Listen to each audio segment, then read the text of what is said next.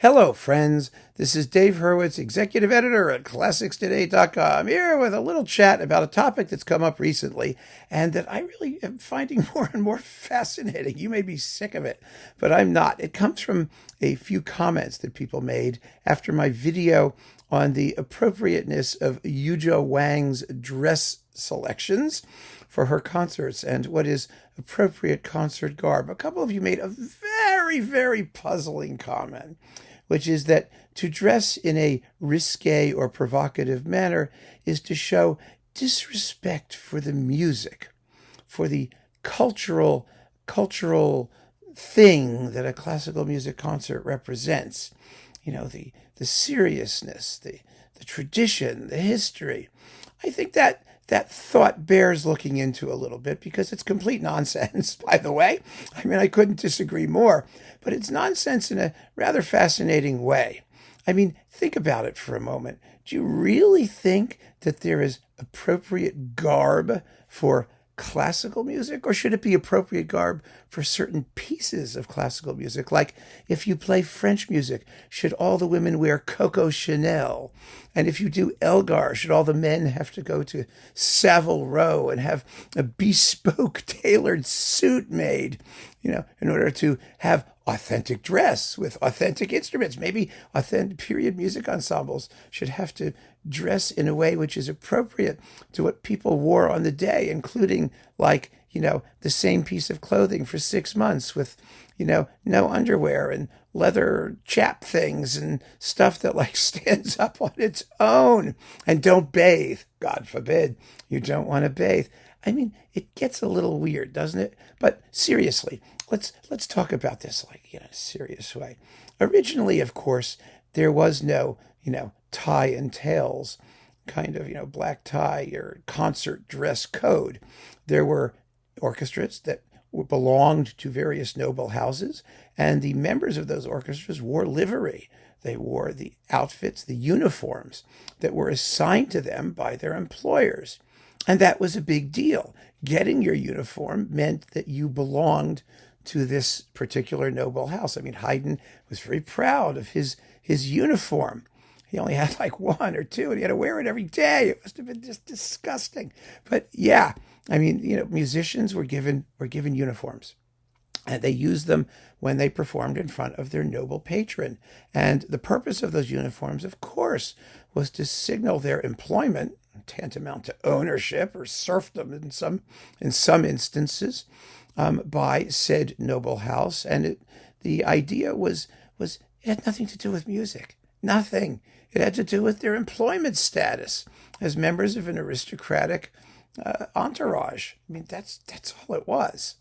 I mean, it was nothing more than that. It was professional dress code, and that professional dress code carried over into the 19th century, when orchestras started to be municipal employees or municipal organizations. Some of them were independent. Some of them were funded by whatever local government, sponsored them. But by the same token, the musicians were, for aesthetic reasons, you wanted to all look sort of the same. If you were in an orchestra, you didn't want everybody coming in whatever schlumpy stuff they had on hand. You wanted a uniformity of dress. You wanted a certain quality of dress because people were paying for this. And that's where we get to the essence of it. The idea of concert dress has nothing whatsoever to do with music. It has nothing to do with flattering the music or respecting the music. It has to do with flattering the audience and respecting the audience. It was all about rich people wanting to know they were getting a quality product. And to get a quality product, to know visually that they were getting a quality product, because as often as not, the visual element was even more important than what people heard, which they seldom paid attention to probably. But the visual element was critical. And so concert dress arose as a means of gratifying the pretensions of the concert-going public. It had nothing to do with musical culture. It certainly had nothing to do with the the iconic status of the music they were performing, because until recently there was no iconic status of the music that was being performed. The music being performed was contemporary music. It had no value as a classic. I mean, things didn't begin to have a value as a classic until Mendelssohn and those guys started doing historical concerts. And even then, I mean, they were historical concerts. The music was old. It wasn't classical. I mean, it became so. It became so over time. And over time, that idea of dressing a certain way for your audience as part of your employment was transferred to our idea of a classical music culture. But it couldn't be more inappropriate to the classical music culture. And if you accept the notion, going back into the historical, reality of the thing, that concert dress was designed not to flatter the music, not to somehow show respect for the music, but rather to flatter the audience or show respect for the audience, then any performer, such as Yuja Wang, if she dresses, in flamboyant or skimpy garb and the audience likes it, then she's doing exactly what the original intent was of concert dress, which is, of course, to show glamour, to show wealth, to show prestige, to show some element of taste, whether you agree with it's good taste or bad taste. That's what people are dressing for.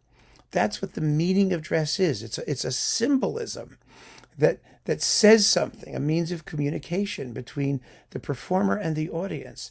And what they're doing and what they're playing has nothing to do with it. It's not like you dress this way if you do Mozart, you dress that way if you do Mahler. It's about telling the audience who you are and who they are, and giving them the satisfaction of knowing that you have dressed for them, that they're being gratified of having spent money to come and see you by noticing that you've worn very expensive, unusual, extraordinary outfits. I mean, that's really what it's about, my friends. It has no cultural significance at all. It's another form of entertainment and communication, the visual aspect. And on a slight tangent here, I have to say, the visual aspect of a concert experience is so important.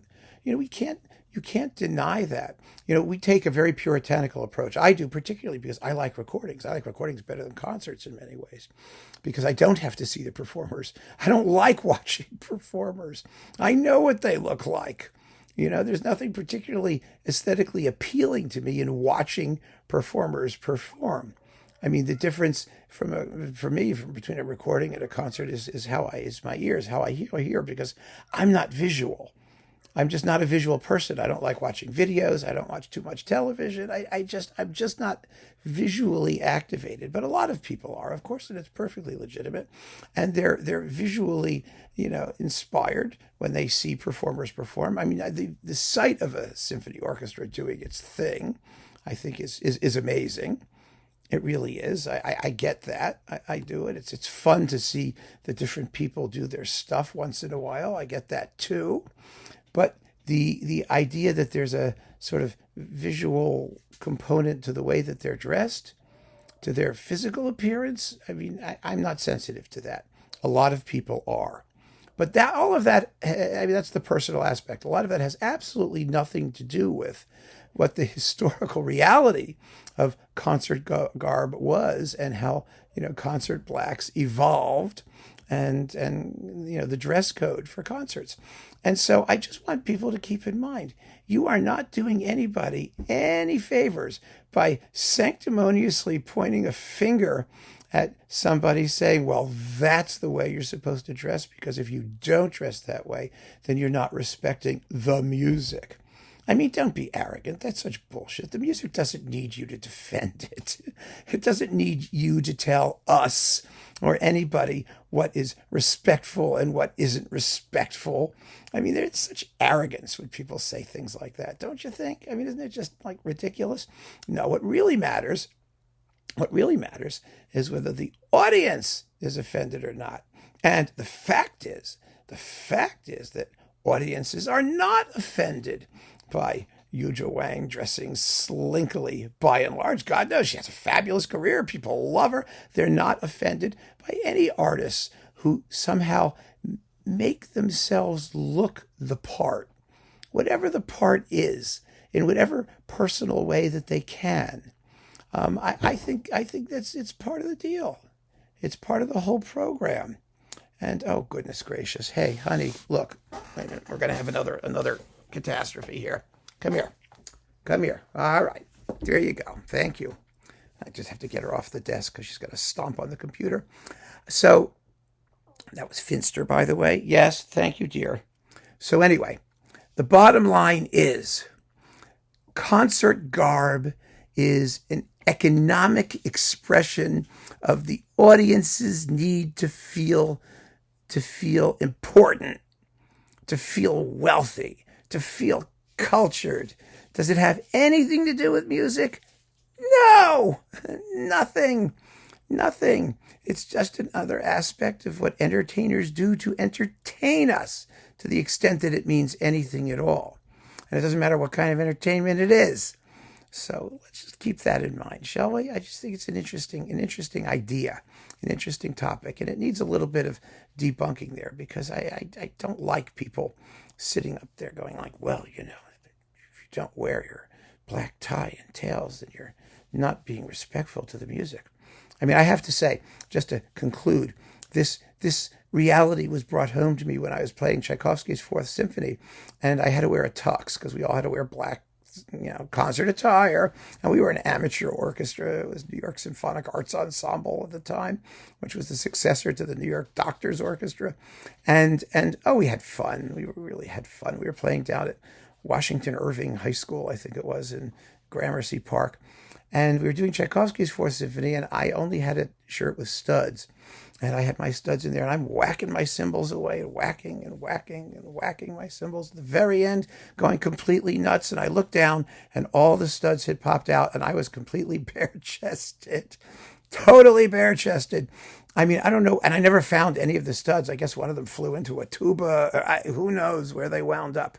But the shirt was completely open. I was like this at the very end, looking down. The conductor was like looking at me, and, I got a great ovation, which just goes to show, because the big reveal came as a result of my musical exertions. Now that was concert dress that was respectful of the concept, the intent, the iconic nature of Tchaikovsky's music.